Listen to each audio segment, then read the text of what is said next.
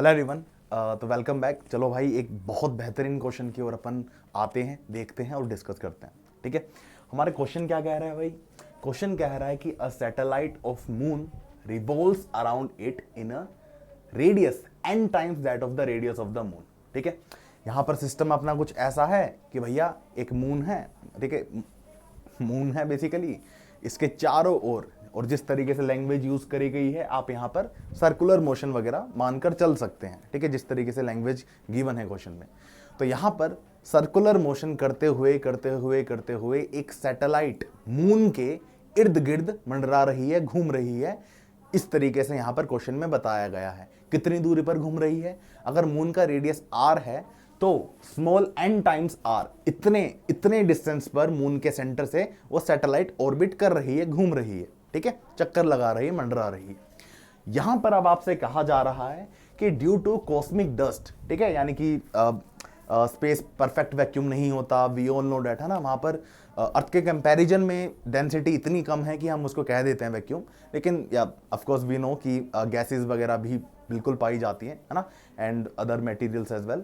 तो बिल्कुल cosmic dust के बारे में यहाँ पर बात हो रही है। Due to cosmic dust it experiences a resistance of some AV square इस फॉर्म में। ठीक है, एक तरीके से आप इसको कह सकते हैं, in a sense it is a drag force you can say. ठीक है, हमसे कहा जा रहा है, हमसे पूछा जा रहा है लास्ट में क्वेश्चन में कि भाई हाउ फॉर हाउ लॉन्ग, ठीक है, find how long it will stay in the orbit, यानी कि ऑर्बिट में कितने समय तक ये टिकेगा।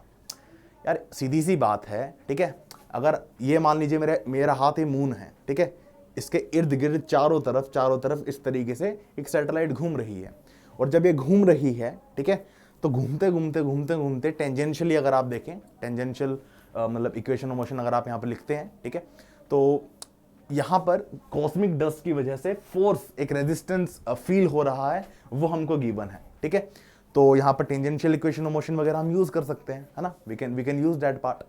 और सीधी सी बात है यार, रेजिस्टेंस फील होगा, कोरस्पॉन्डिंगली एनर्जी वगैरह कम होगी, एंड कोरस्पॉन्डिंगली धीरे धीरे धीरे धीरे धीरे धीरे ये घूम फिर कर मून पर गिर जाएगा अल्टीमेटली। ठीक है, इस तरीके की सिचुएशन रहने वाली है। ठीक है, एक अंदाजा हमको लग गया। हम अब बस हमसे ये पूछा जा रहा है कि भाई कितना लगेगा समय, how long will it take. ठीक है, ठीक है, ठीक है, तो हमको हमको ना एक सिचुएशन अभी फिलहाल समझ आई है। क्या सिचुएशन समझ आई है? कि इनिशियली, बिल्कुल initially at some time t equal to 0 अगर हम बात करें इनिशियली, ठीक है, से vi ऐसा करके लिख देते हैं ना, vi। भाई ऑर्बिटल वेलोसिटी हम सभी को पता है ना, ऑर्बिटल वेलोसिटी हम सभी को पता है। चलो साइड में लिख लेते हैं, v ऑर्बिटल, ऑर्बिटल भाई ऑर्बिटल वेलोसिटी हम सभी को पता है, √gm/r। ठीक है, इस तरीके से आप मान लीजिए। r यहां पर मून के सेंटर से उस सैटेलाइट का डिस्टेंस मान लीजिए, और m mass of the moon यहां पर मान लीजिए, g तो ग्रेविटेशनल कांस्टेंट है ही। ठीक है, तो यहां पर v इनिशियल अगर हम लिखें, मतलब एट t इक्वल टू 0, जब वो n टाइम्स r डिस्टेंस पे था, घूमना चालू हुआ, ऐसा वाला केस। ठीक है, तो ये अपने पास कितना आना चाहिए, √gm/ small n into capital R, है ना, ऐसा कुछ सेपरेशन डिस्टेंस बताया गया था क्वेश्चन में। और वी फाइनल क्या होगा हमारा? वी फाइनल क्या होगा? अरे भाई, जब जस्ट वो घूमता घूमता घूमता घूमता जस्ट सरफेस पर आ जाए, तभी तो लैंड कर जाएगा मून पर।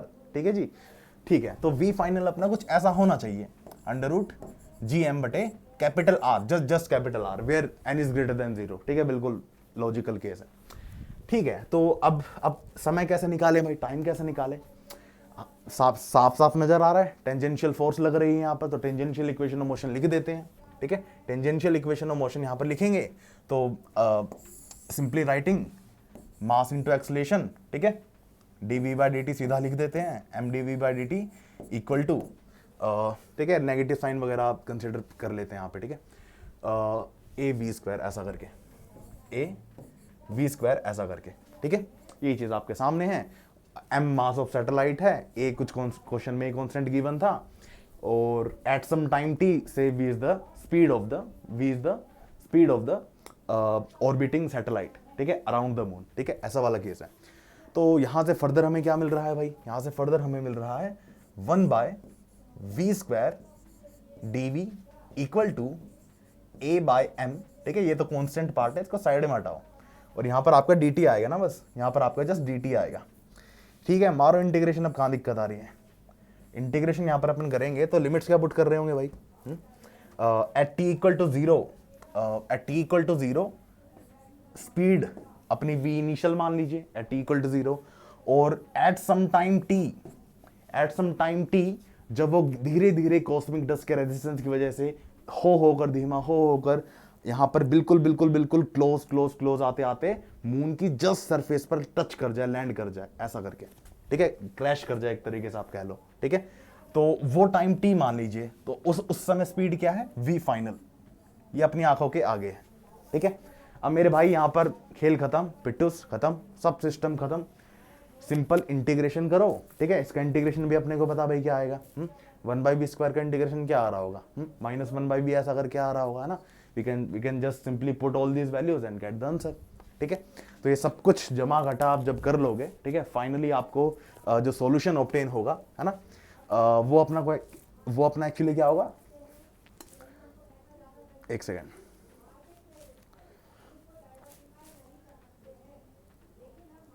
वन बाय वी इनिशियल है ना, 1/v initial minus 1/v final, है ना, माइनस साइन यूज कर लिया ऑलरेडी, ठीक है। और यहाँ पर a/m आया था, और यहाँ पर अपना जस्ट t होगा आई थिंक, है ना, जस्ट t, हाँ ठीक है सही है। तो m/a यहाँ पर है ऐसा मान लेते हैं, या फिर कर ही देते हैं, कहाँ दिक्कत आ रही है, m/a ऐसा करके मान लीजिए, इसको उड़ाओ यहाँ से, और ये टाइम ही हमसे पूछा गया था, put these value back, v initial and v final, m/a, है ना, v initial and v final यहाँ पर आप जस्ट पुट कर दो, आंसर आ जाएगा भाई, अंडर रूट gm बटे इनिशियली क्या था, सम n r डिस्टेंस पे था, राइट, और माइनस अंडर रूट gm बटे कैपिटल R, ऐसे वाला केस था, v फाइनल वाला ये था, ठीक है। तो ऑप्शन किस फॉर्म में गिवन है, अच्छा इन सब में है, ठीक है। तो आपको मतलब दिख भी रहा होगा ना आंसर क्या आ रहा है, देयरफॉर t इक्वल टू क्या आ गया आपके पास, m/a, ये तो है, साथ में और क्या है, साथ में आपका है भैया अंडर रूट r बटे gm, ऐसा वाला केस, ठीक है जी। अब इसके भी साथ में क्या है आपका under root n-1, under root n अलग से, है ना, अंडर रूट n-1 ऐसा करके, तो ये आपका आंसर आ रहा है भाई। I think option number B यहाँ पर आपका करेक्ट आ रहा है ना, ऑप्शन नंबर हाँ ऑप्शन नंबर बी ही आपका यहाँ पर करेक्ट आ रहा है, ठीक है।